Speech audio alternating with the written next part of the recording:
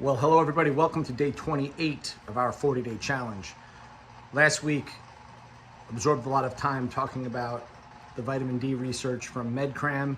I hope you guys got a lot out of that. Nitric oxide, the sunlight. Awesome questions. But let's keep going with our 40-day challenge. Let's continue to drop some knowledge on your brains. So I'm going to cover some stuff that we covered in the UTC manual. There it is right up there, where we talked about the microbiota, and on the next page we talked about things like, over here on this side, things like antibiotics and the use of, and this is all before COVID, by the way, the overuse of things like Purell and whatnot. And let's delve into this thing, because now, I mean, I wrote that a few years back, and we know much more stuff now about the gut and the gut microbiome. Let's start off with giving you some knowledge about how this all came about in the first place, what really turned our radar onto it.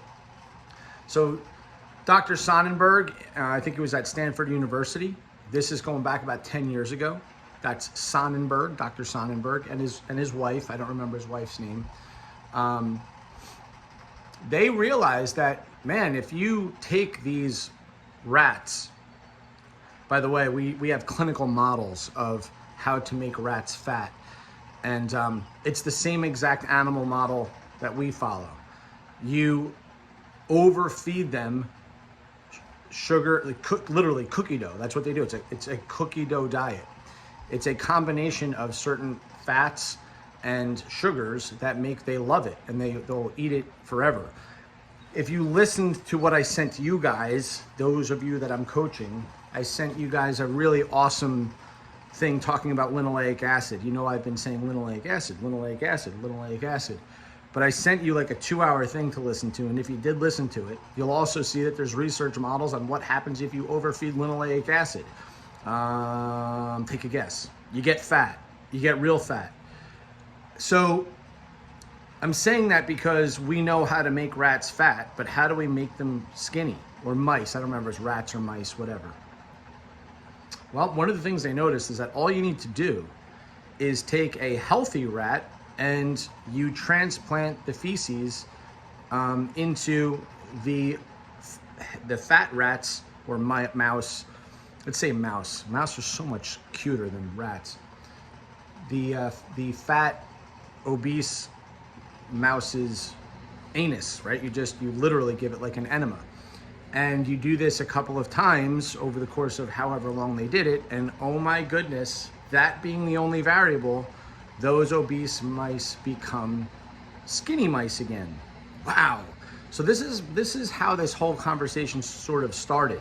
It was the work of Sonnenberg. At least that's where I first heard of it, and I hadn't heard of it before that.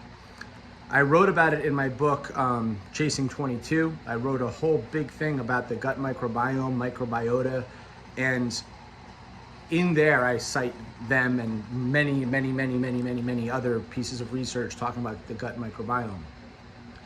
But I want you to just recognize the power of that. Now, have we started to do things with human beings and fecal transplants? Yes, to an unbelievable, staggering effect.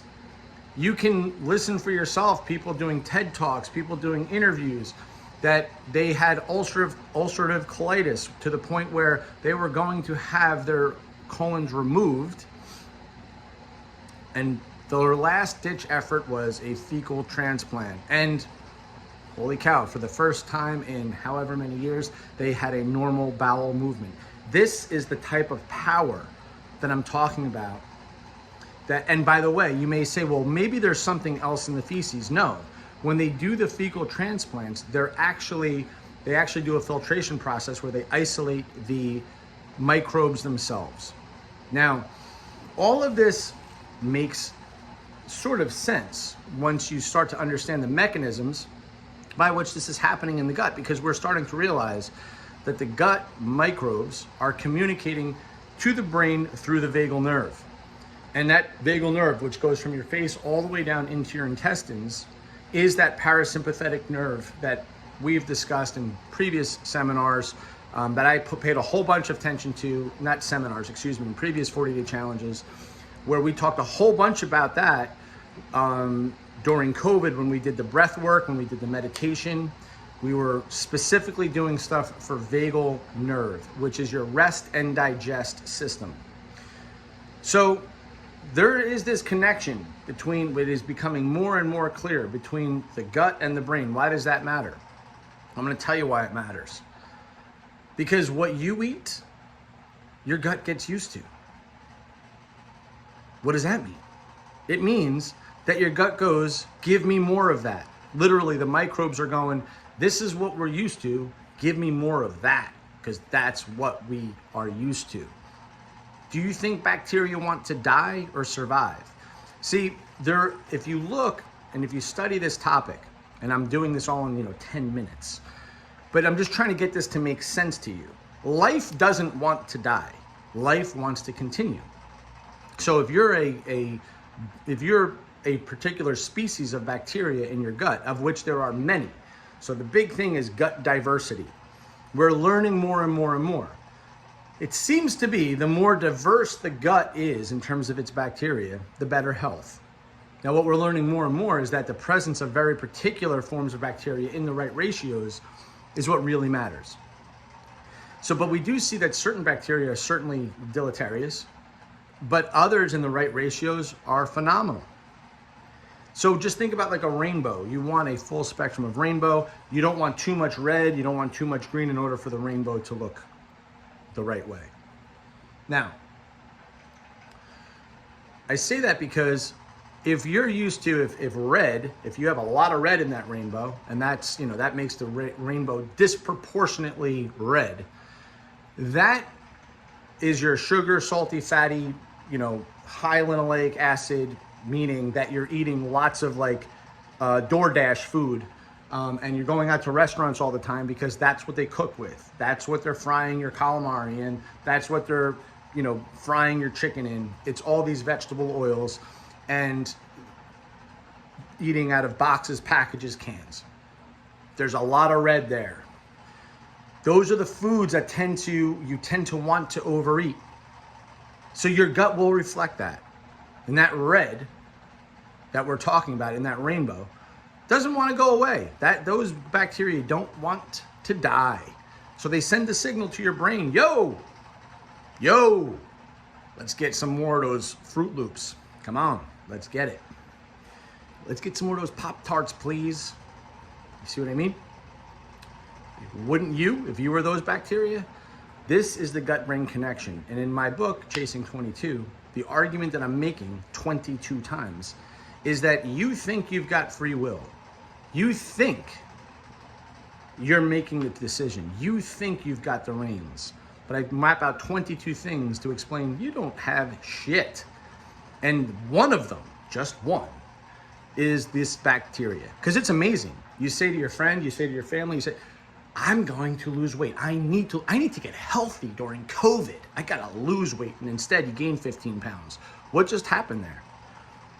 It's not for lack of wanting or the desire. It's the inability to recognize what's happening at a much deeper level in the body and in the brain. And I map out 22 of them. And there are probably at least 10 more that I could have put in there. But let's just focus on this one. So what's the answer here? Well, one of the answers is you're gonna find this shocking, but have been covered in the first 22, 23 days that we discussed. Meaning, it's fiber that will ferment into short-chain fatty acids to feed the bacteria in your gut. And what we notice is that it preferentially feeds on short-chain fatty acids. And this conversation gets a little bit more complicated. I'm going to keep it simple, and we can get complicated later. Let's keep it simple for now. But it is short-chain fatty acids that fiber will ferment into, and it's specifically butyrate. Now there are different types of butyrate, but let's just keep it simple. It will ferment into butyrate, and the gut microbes will eat that. So that's why a higher fiber diet with fruits, vegetables, the starches that we discussed in the UTC are beneficial to feeding that gut. We also know that higher fiber maps onto lower cholesterol, higher satiation, weight loss because it is so thermogenic. Lots of benefit there. But we can start there. We can also talk about lowering sugar. Why? Because if you lower the sugar, you're going to change your gut microbes. You're going to change them. So if you go back and just think about what are all of the things we've talked about so far, as you change what you eat, as you drink more water, as you increase your fiber, as you move your body, see things people don't realize, like gut issues, things like diverticulitis. One of the most effective things that has ever been shown for diverticulitis is running. Okay, now I'm not telling you to run. You know, I'm an anti-runner, but I'm an anti-runner unless you're, 5'10", 145 pounds and can move really, really well. And you're really strong, and you have stability in your hips. You have adequate flexibility in your ankles, and your pelvis, meaning up in your femoral, your hip joint, and your lower back is stable. Whatever. Watch the average person run and watch their gait. Just driving, just watch from behind. Look at what their gait looks like. Stop running. Instead, walk fast. I'm saying this because movement matters. Movement matters.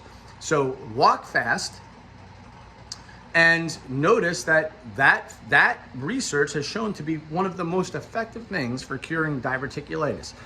I'm saying these things, guys, because we've talked so much about, over the course of these 21 days, the process to health is slow and steady. Now, one of the things that I talked about that I do every morning is I make my coffee a particular way. And one of the things that I put in there is ghee. So I put ghee, which is a lot of butyrate. So I put about a half a teaspoon of ghee into my coffee, which starts my morning off feeding my gut with a good short chain fatty acid that I know is doing good things. I make sure I eat a lot of fiber all day, every day. And remember what I said, you titrate up. So, if you're eating the average American 15 or 16 grams of fiber a day, I get that for breakfast. I'm up to about 50 grams of fiber a day fairly easily. And you make sure that it's both soluble and insoluble fiber. Soluble and insoluble fiber. So that means that you eat the right fats and the right carbs, and you'll be good. Okay?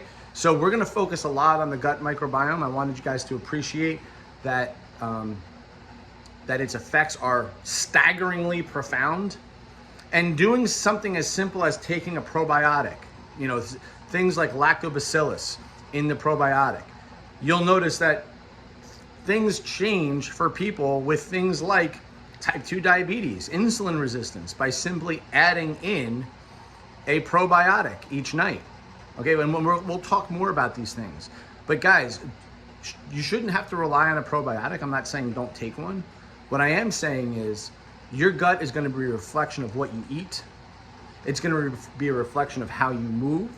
It's even a reflection of a lot of your belief systems, believe it or not, meaning your anxiety, your depression. We know that for a fact. Similarly, there's been fecal transplants where you see a change in personality. It's that serious. So take it seriously. The gut is a reflection of the brain, meaning its desires to eat this or do that, how anxious you're going to be, how depressed.